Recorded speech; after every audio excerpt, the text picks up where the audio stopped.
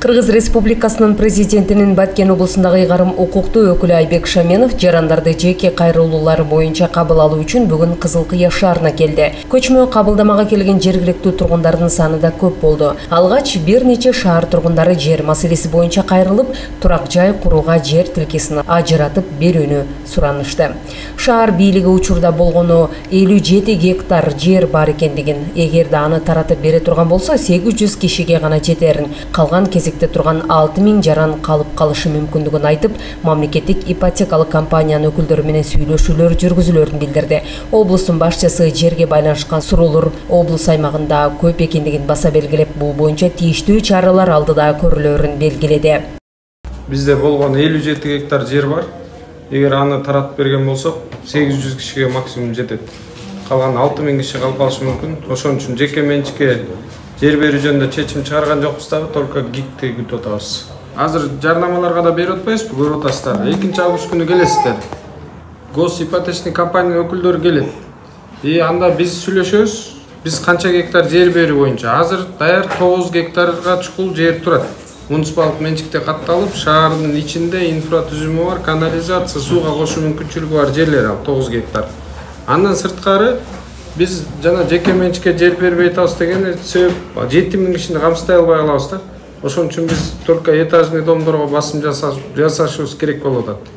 Жарандардын жеке кайрылууларында социалдык көйгөйлөр, укуктук маселелер жана жөлөк пул алуу боюнча облус башчысына кайрылышты. Мындан сырткары 61-чи разъезд участкасынын тургундары административдик аймактык реформадан соң Масалиев айыл өкмөтүнүн карамагына өтүп калгандыгын айтышып, облус башчысынан маселени чечип берүүнү суранышты. Айыл тургундары буга чейин Кызыл Кыя шаарынын карамагында болуп келишкен.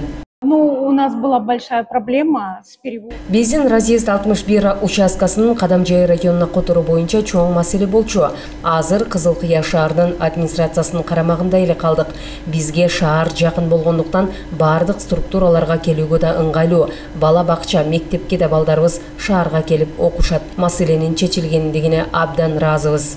Очень благодарны за это. Губернатордун өзүнө барып, ушу президенттин ыйгарым өкүлүнө барып сүйлөшүп келейин деген көптөн берки жүрөк ойду үмүтүм бар эле.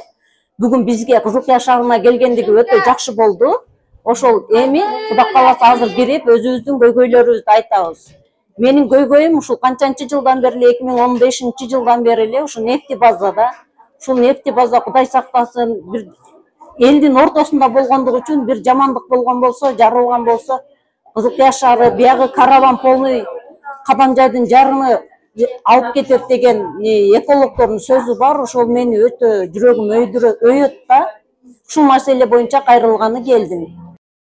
Бул ирет облус башчысынын көчмө кабылдамасын угуп, шаардын 100гө жакын тургуну келген. Алар укуктук, социалдык, үй бүлөлүк жеке маселелер, шаардагы айрым коомдук маанидеги маселелер менен келип, бул мүмкүнчүлүк үчүн облус башчысына ыраазычылык билдиришти. Ал эми облустун башчысы ар бир жарандын кайрылуусу өз убагында каралып, тийиштүү жардам көрсөтүлүүгө же багыттама берилүүгө тийиш деп белгилеп, шаардын жетекчилерине тапшырмаларды койду.